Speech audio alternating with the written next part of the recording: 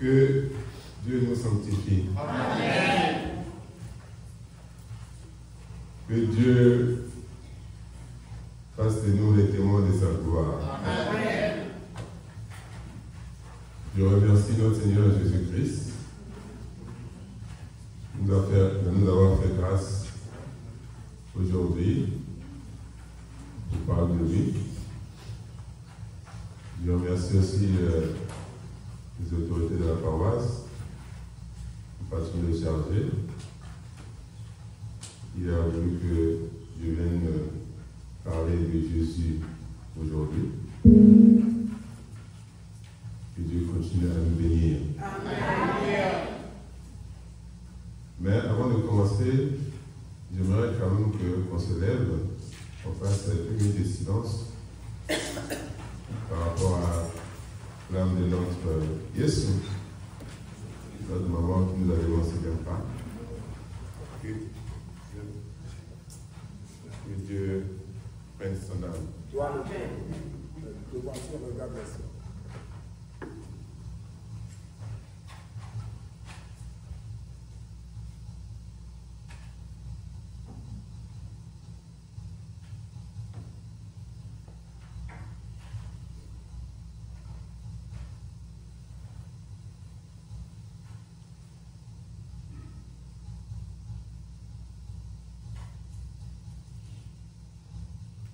Que Dieu nous bénisse. Amen. Et que son âme se repose en paix. Amen. C'est une personne qui a beaucoup œuvré dans cette maison pendant des années. Elle était là nuit et jour. Mais c'est pour ça qu'on dit personne connaît le temps de Dieu. Pour ce qui est de l'heure ni du jour, personne ne le sait. Chacun de nous doit tout simplement se préparer pour ce grand jour, parce que c'est important. On fait beaucoup de choses, on pense qu'on a encore le temps, mais en vérité, on n'a pas vraiment le temps. Que Dieu vraiment touche le cœur de tout un chacun à travers tout ce que nous vivons. Parce que quand ça tombe sur d'autres personnes, on est loin du compte. Mais quand ça tombe dans notre famille, ça tombe en nous, c'est là où on se rend compte que non, ce que les autres vivent. Mais là, ça, on le vit car en fait, c'est vraiment quelque chose de très important qu'on doit prendre conscience. Que Dieu fortifie tout un chacun et qu'il fasse de nous des témoins de sa gloire. Nous avons entendu deux lectures. La première lecture qui se trouve dans le livre de Genèse chapitre 14. Les 14 premiers versets, c'est ça, non? les 16 premiers versets. Il nous parle de Abraham, vainqueur des rois.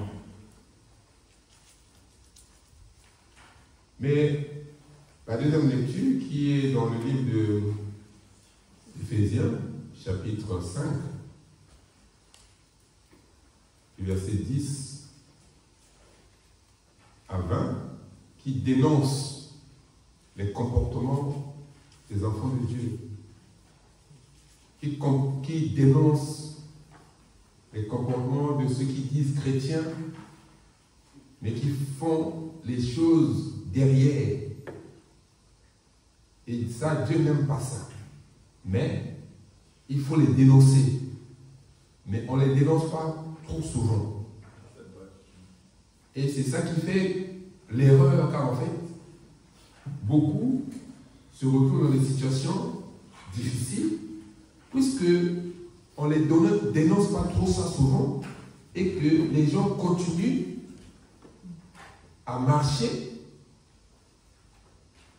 avec le mal, sans se rendre compte que ce qu'ils font en secret, c'est-à-dire que devant le monde, devant le peuple, on voit ils montrent leur bonne image, mais derrière, ils font des choses en secret qui ne flirtent pas l'image d'un enfant de Dieu. Mais la parole de Dieu nous dit, il y a un temps pour toutes choses. Mais on doit continuellement rendre grâce à Dieu. Dans la deuxième lecture du verset 20, si quelqu'un peut trouver ça, on doit rendre continuellement grâce. Grâce en toutes choses à Dieu le Père. En toutes choses à Dieu le Père. Au nom de notre Seigneur Jésus-Christ. Au nom de notre Seigneur Jésus-Christ. Prends 1 Thessaloniciens 5 à partir du verset 16. Parce que quand tu rends grâce à Dieu, quelle que soit la situation qui t'arrive, et c'est là où tu vas voir que le Seigneur lui-même, il va prendre le contrôle. Oui, 1 Thessaloniciens 5, non? Soyez toujours joyeux. Il dit, soyez toujours joyeux. Priez sans cesse. Dieu nous demande d'être toujours joyeux et qu'on va prier sans cesse. Pourquoi il nous dit de prier sans cesse? Parce qu'il sait que quand tu te relâches dans la prière, l'ennemi, il prend le contrôle de ta vie. Mais si Dieu t'a destiné en quelque chose, tu ne vas pas l'obtenir tout de suite parce que tu t'es relâché dans la prière. Et chacun de nous doit comprendre que si Dieu nous a dit ça, parce qu'il sait que quand il a un plan pour toi, il faut que tu te fortifies dans le Seigneur. Et quand tu te fortifies dans le Seigneur, tu dois avoir toutes les armes de Dieu. Mais la prière fait partie des armes de Dieu. La vérité fait partie des armes de Dieu. Mais on n'est pas souvent, on n'arrive pas à dire la vérité. Oui, mademoiselle. Rendez grâce en toutes choses. Oui. Car c'est à votre égard la volonté de Dieu en Jésus-Christ. Il dit, rendez grâce en toutes choses, car c'est à votre égard la volonté de Dieu en Jésus-Christ. C'est à notre égard. Qu'il t'arrive du malheur, qu'il t'arrive du bonheur, il faut dire merci. Mais on n'arrive pas encore. Beaucoup ont compris, mais beaucoup n'ont pas encore compris. Quand il t'arrive une situation de malheur ou de tribulation ou des épreuves, tu dis Seigneur merci. Job, quand il a eu son histoire, que Dieu te bénisse, ma demoiselle. Dieu, Job, quand il a eu son histoire, sa maladie, il a rendu grâce. Il a remercié Dieu. Et pourtant, il a eu beaucoup de gens qui ont voulu le voir. Même sa femme qui était avec elle. Au départ, il a dit non, maudit Dieu. Mais aujourd'hui, on a vu n'a pas entendu que Job avait changé de femme. Il avait, après tout ce qui s'est passé, à la fin, il a encore refait les enfants avec les mêmes femmes. Parce que dans la Bible, moi j'ai lu la Bible, cette partie-là, on ne m'a pas montré que Job avait changé de femme. Mais pour vous dire qu'il a remercié Dieu, il a refait les enfants avec la même femme, qui lui a dit, maudit Dieu, maudit ton Dieu. C'est pour nous dire que quand l'Esprit de Dieu est avec toi, tu vis des moments difficiles, tu passes des tribulations, tu passes des épreuves. Mets-toi chez moi, prie. Ça fait partie de la vie. Mais pendant que tu vis des moments difficiles, Dieu est en train de te préparer aussi pour quelque chose qui va arriver de grandiose. C'est pour ça qu'on se trompe souvent. On se trompe beaucoup parce qu'on se lamente pour un oui, pour un non. Mais avant de comprendre ça, il faut d'abord vivre la chose. Quelqu'un qui vit la chose, il est mieux capable à l'expliquer. Moi, j'ai vécu la chose. Et j'ai vu la chose. C'est pour ça que je vous dis, mes frères et sœurs dans le Seigneur, gardez les pieds sur terre. Regardez seulement celui qui nous a appelés. On parle d'Abraham aujourd'hui. Abraham, avant que Dieu change son nom, Dieu l'avait d'abord appelé. Et quand Dieu l'appelle, il dit, quitte ton pays, va dans un autre pays. Mais lui, il ne s'est pas tourné des regards inquiets. Il n'a pas regardé ce qui s'est passé. Il ne savait même pas là où il partait. Mais il s'est levé. Il est parti. Il a pris son neveu. Il a pris sa femme. Il partait. Et quand ils sont partis, ils sont arrivés dans un lieu.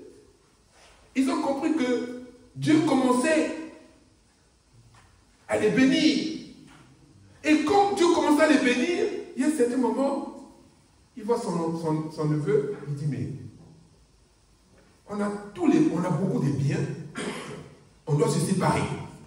Vous savez, dans la vie, quand une femme fait des enfants, quand il arrive un moment, les enfants grandissent. Demain, aujourd'hui, on vit dans une même maison. Mais à un certain moment, quand les enfants grandissent, les enfants vont à l'école, après les enfants vont commencer à travailler.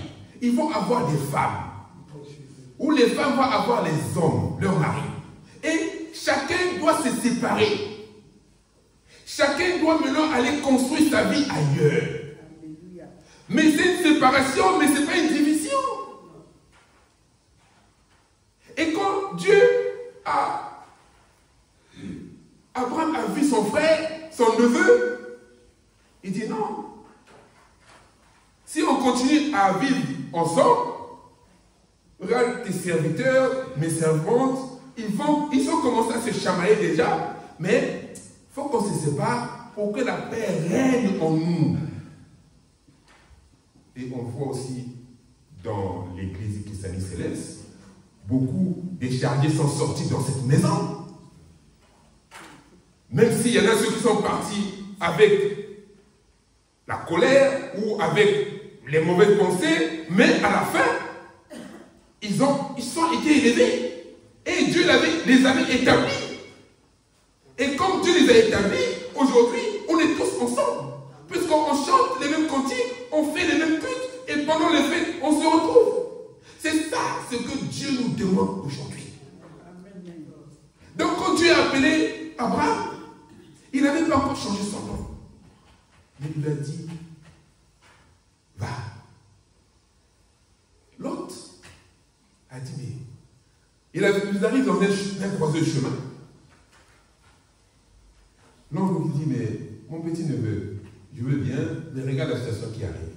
Je ne veux pas avoir des points avec toi. Je ne veux pas avoir les points avec tout ce qui se passe. On se sépare. Si toi tu vas à gauche, moi je vais à droite. Si toi tu vas à droite, moi je vais à gauche. Ils se sont bien séparés.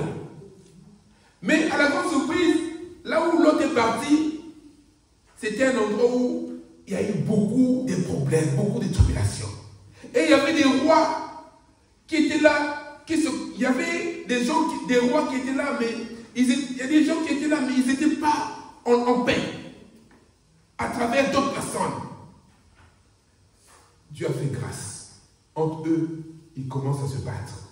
Et ils viennent maintenant à Sodome et Gomorrhe. Ils viennent combattre le roi de Sodome et Gomorrhe. Et quand ils viennent combattre le roi de Sodome et Gomorrhe, ils prennent tout le monde en captivité. Et avait aussi le neveu d'Abraham. Mais Abraham, quand il a entendu que son frère a été captivé, il a fait quoi? C'est pour ça que je vous dis que chacun de nous, quand on se sépare, mais on n'est pas des ennemis, on n'est pas divisés. Et il a entendu, et lui, il a crié vers Dieu. Il a dit, Seigneur, mon neveu a été pris là-bas. Qu'est-ce que je dois faire? Mais il a rassemblé quelques personnes qui étaient avec lui. Mais ils n'étaient pas nombreux. Mais ils sont quand même partis. Et quand ils sont arrivés, ils ont gagné la guerre. C'est après avoir gagné la guerre, il est revenu, il a remercié Dieu et il est parti voir le grand sacrificateur, Melchisedec. Et il est parti donner la dîme des dîmes. Il a remercié Dieu en apportant des offrandes. Et qu'est-ce que le roi fait? Genèse 14, verset 17. Genèse 14, 17, il dit quoi? Après qu'Abraham oui. fut revenu vainqueur de Kedar-Laomer. Après Abraham fut revenu vainqueur, oui. Vainqueur de Kedar-Laomer. Oui. Et des rois qui étaient avec lui. Oui. Le roi de Sodome sortit à sa rencontre dans la vallée de Chabé, qui est la vallée du roi. Melchisedec, oui. le roi de Salem. Le roi de Salem, oui. Fit apporter du pain et du vin. Il était sacrificateur du Dieu très haut. Il était le sacrificateur du très haut. Oui. Il bénit Abraham et dit. Il bénit Abraham et dit oui. Béni soit Abraham, oui. par le Dieu très haut, maître du ciel et de la terre. Béni soit le Dieu très haut, qui a livré tes ennemis entre tes mains. Oui. Et Abraham lui donna la dîme de tout. Abraham lui donna la dîme de tout. Abraham lui donna la dîme de tout. Psaume 18, verset 4 nous dit quoi? Psaume 18, verset 4 nous dit quoi? Je m'écris. Je m'écris. Loué soit l'Éternel. Loué soit l'Éternel. Et je suis délivré. Et je suis délivré de mes ennemis. Les liens de la mort. Loué soit l'Éternel. Que Dieu te bénisse pour les pensées. Je m'écris. Loué soit l'Éternel. Et je serai délivré de mes ennemis. Abraham, il a crié. Il a élevé la voix vers Dieu. Et il a été délivré de ses ennemis. David a eu pareil. Mais quand tu es délivré de tes ennemis, tu dois maintenant aller vers un sacrificateur. Le remercie. Et quand il a eu cette histoire, quand il est parti remercier Dieu avec ses biens, et c'est là où Dieu lui a fait une promesse. A dit que je vais te faire le père de multitude des nations. Il a dit, mais comment tu veux me faire le père de multitude des nations? Il avait 75 ans dans ce temps-là, quand il a eu la promesse. Il dit, tu vas me faire le père de multitude des nations, mais je n'ai pas aucun chien dans ma maison, même pas de chat. Comment ma femme est stérile, mais j'arrive pas à avoir des enfants. Et que je me dis que être le père d'une multitude de nations, et ma femme sera la princesse, la mère des enfants. Parce que son nom c'était Sarai. On va l'appeler Sarah. Sarah signifie la mère des multitudes des enfants. Il dit, mais Dieu lui dit que, oh fils, regarde ce que moi. C'est pour ça que Dieu me dit de le rendre grâce en toutes choses. On doit retourner nos regards vers le Seigneur. Parce que c'est lui, c'est là où vient le secours. Parce que le secours vient que de Dieu.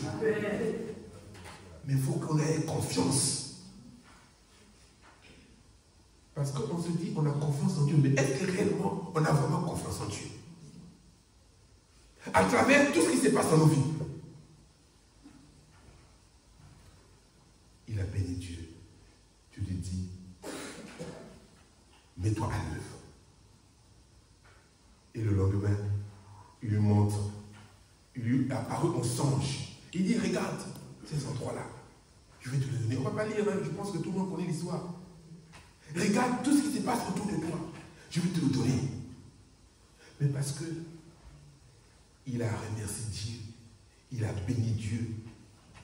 Et c'est ça qui a fait en sorte qu'on l'appelle maintenant le Père de la foi. Parce qu'il avait la foi.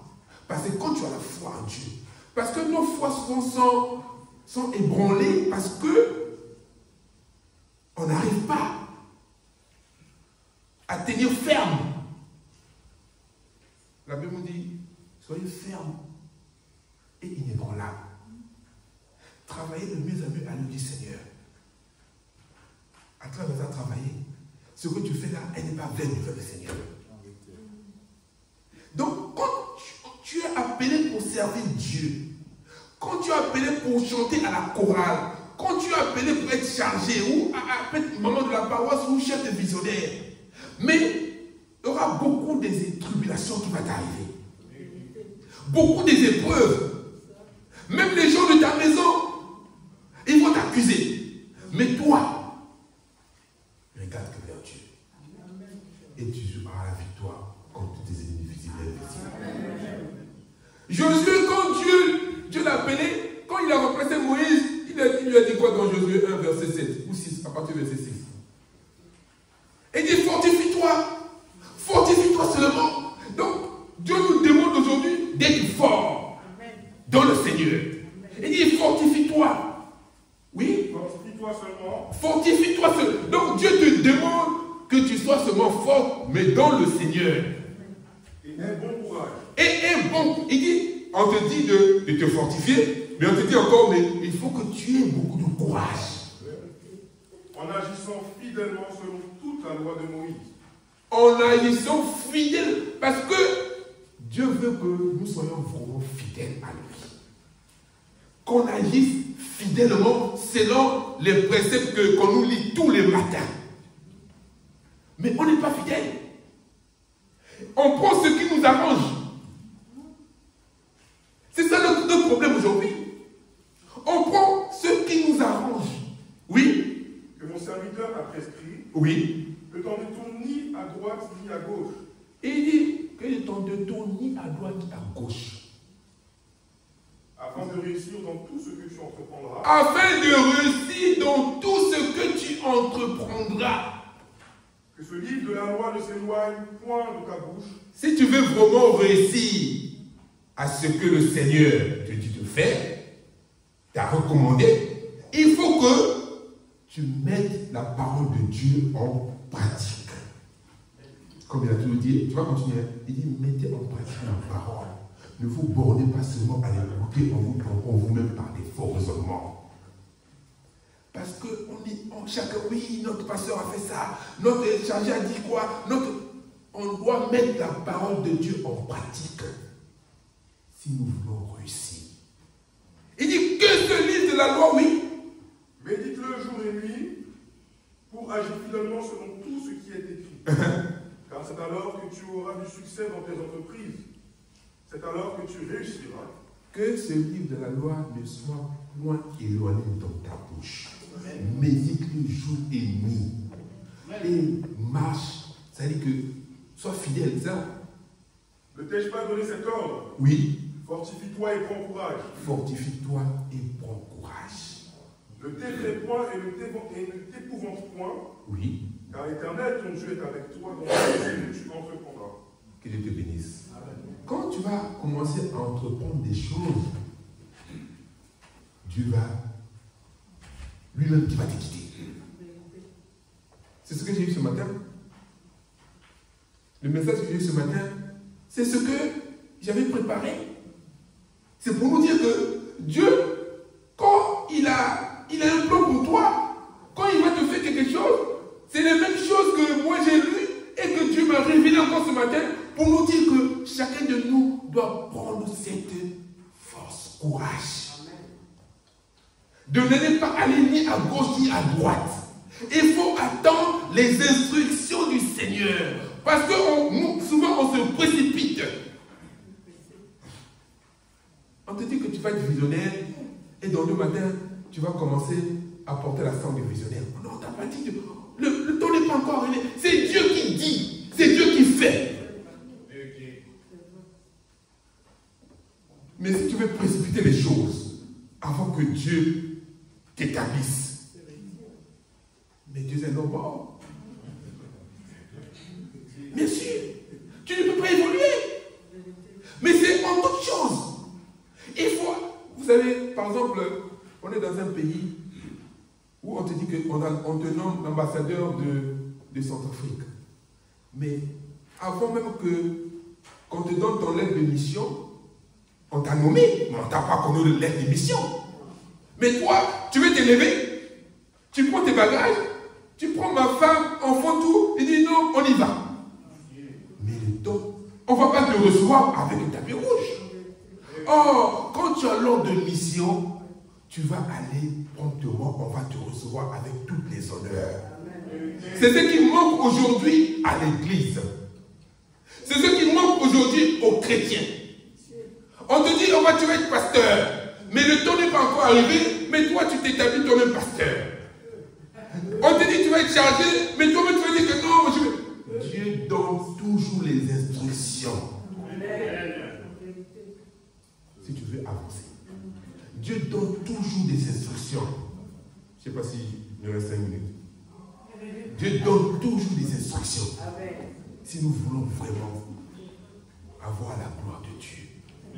Et que ta mission que soit répondue. C'est lui qui va te quitter. La deuxième lecture nous dit quoi?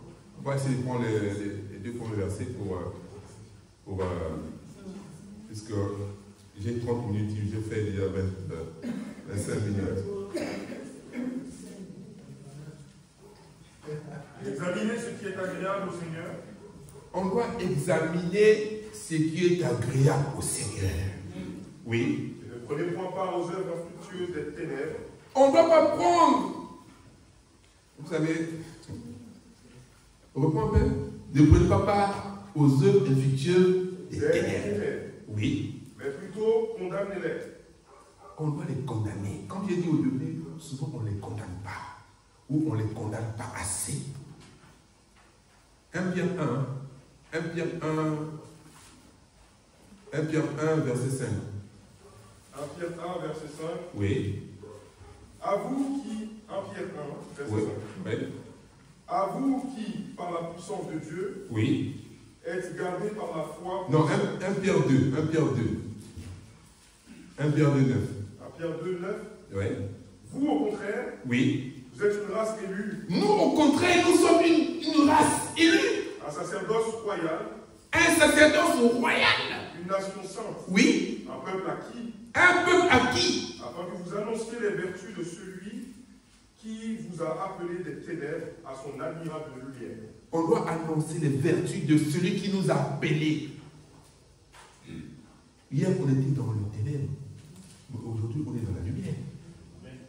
Le verset 8 de Éphésiens, du quoi? Le verset 8 d'Éphésiens 5. Éphésiens 5, verset 8. Autrefois, Oui. vous étiez ténèbres. Autrefois, on était ténèbres. Et maintenant, vous êtes lumière. Mais aujourd'hui, nous sommes lumière. Dans le Seigneur. Oui. Marchez comme des enfants de lumière. On doit marcher comme des enfants de lumière. Est-ce que réellement nous marchons comme les enfants de la lumière? Parce que Jésus-Christ lui-même, il est lumière. Mais est-ce que toi-même, c'est-à-dire qu'à un moment dans ton cœur, il faut que tu te médites. Tu te dis, mais est-ce que ce que je fais, est-ce que c'est réellement ce que le Seigneur me demande de faire? C'est un point d'interrogation. Chacun doit examiner vraiment. Et on va commencer à accuser les uns et les autres.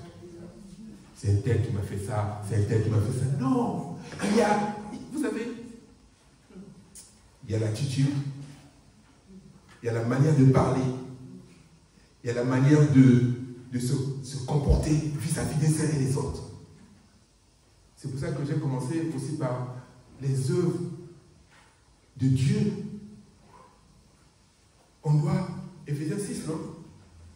Éphésiens 6, 5, Éphésiens 6, 10.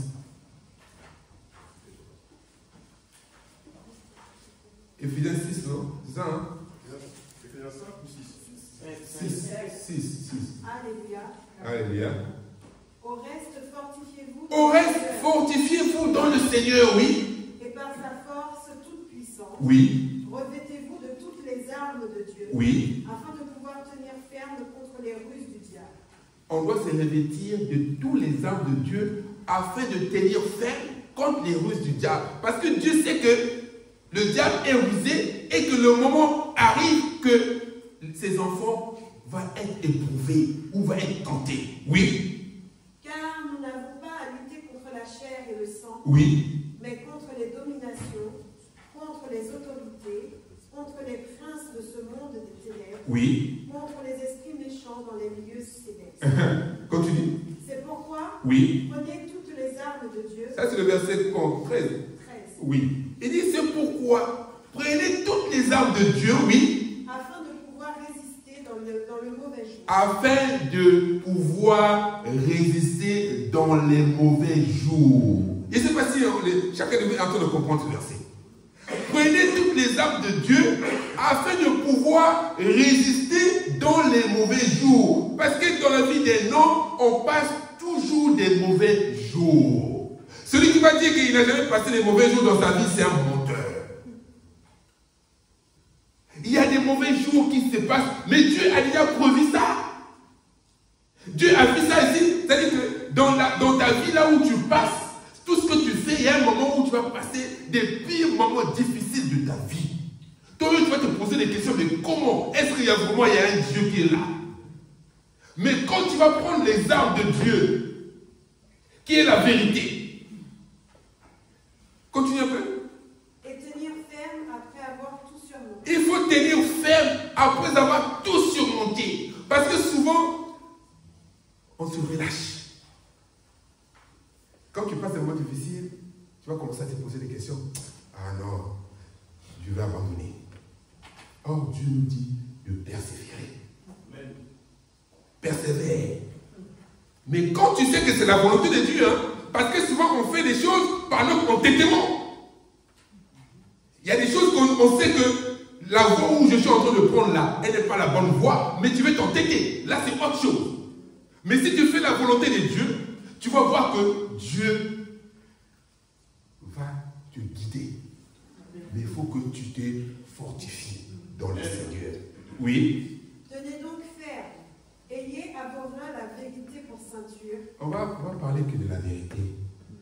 Dieu nous dit que ayez de vos reins la vérité pour ceinture. C'est-à-dire quand tu portes ta ceinture là, c'est que c'est la vérité qui va toujours sortir dans ta bouche. Ça fait partie des armes de Dieu. Mais est-ce qu'on est sincère même envers nous-mêmes? Parce qu'on doit être déjà même sincère envers toi-même. Quand tu n'es pas sincère envers toi-même, c'est-à-dire que tu as dit quelque chose, mais tout de suite on va te poser la question, non, tu vas dire non, j'ai rien dit, j'ai pas dit de tel. Et pourtant on t'a entendu. Que Dieu ait pitié de nous. Amen. Que Dieu nous fait en sorte qu'on retrouve l'unité. Comme l'unité a commencé au Bénin, comme l'Église a commencé au Bénin, et cette unité-là, que vraiment Dieu touche le cœur de nos dirigeants déjà, et qu'ils s'unissent correctement, et que chacun dise que oui, parce que Dieu avait révélé qu'il n'y a qu'un seul pasteur, mais aujourd'hui on a plusieurs pasteurs. Qui va prendre le courage de enlever sa toge pour dire que non, on va choisir un seul. C'est ça le problème. C'est là où le bas blesse. Mais avec la grâce de Dieu, ça va arriver. Mais il faut y croire. Il faut que maintenant tout, Dieu touche. Parce que Dieu peut toucher ton cœur, mais les gens qui sont autour de toi, c'est ça le problème. Donc on doit examiner. On va finir Romains 8, Romains 12. Romains chapitre 12.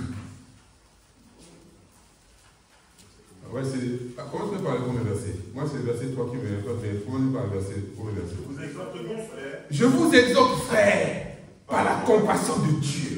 à offrir vos corps. Là, Dieu nous demande aujourd'hui, il dit qu'il nous exhorte, par la compassion de Dieu, à offrir nos corps comme un sacrifice vivant, saint et agréable à Dieu. Donc, Dieu nous demande, mais c'est pas que tu vas prendre ton corps, tu vas le brûler, non. À travers ton comportement, à travers ton attitude, il faut maintenant suivre les pas de Jésus-Christ.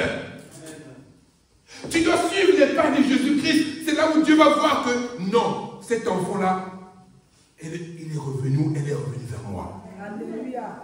Je vous exhorte, frères, par la compassion de Dieu, à offrir vos cœurs, votre corps, comme un sacrifice vivant, saint et agréable à Dieu. Ce qui serait de votre part un culte raisonnable. Après, le 10 verset 3 dit, ne vous conformez pas au siècle. C'est ça qu'il dit, non? Verset 2, ne vous conformez pas au siècle présent. Ne vous conformez pas au siècle présent. Mais soyez transformés par le renouvellement de l'intelligence. On doit être transformé par le renouvellement de l'intelligence. Afin que vous discerniez quelle est la volonté de Dieu. C'est ce que j'ai dit tout à l'heure, que souvent on fait des choses par étudiesse et on pense que c'est la volonté de Dieu, tantôt c'est pas la volonté de Dieu. Il faut qu'on sache quelle est la volonté de Dieu. Qu'est-ce qui est bien et mal. Parce que souvent on n'arrive pas à discerner ce qui se passe autour de nous.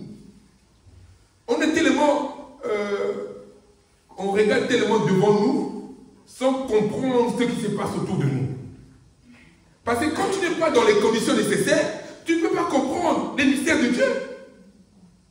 Quand tu n'es pas dans les conformités, quand tu n'es pas en conformité, Dieu ne peut pas te révéler des choses. Même s'il te révèle des choses, tu vas écouter beaucoup de prédications, mais tu ne changes pas parce que tu ne mets pas en pratique la parole de Dieu. Afin de discerner qu'est-ce qui est bien et mal. C'est ça qui est dit, non? Afin de discerner oui. Quelle est la volonté de Dieu, oui. Ce qui est bon, agréable et parfait. Par la grâce qui m'a été donnée. Que Dieu te bénisse. Que Dieu nous fortifie. Amen. Que Dieu nous sanctifie. Amen. Et que Dieu fasse de nous des témoins de sa gloire. Au nom de Jésus. Amen. Amen.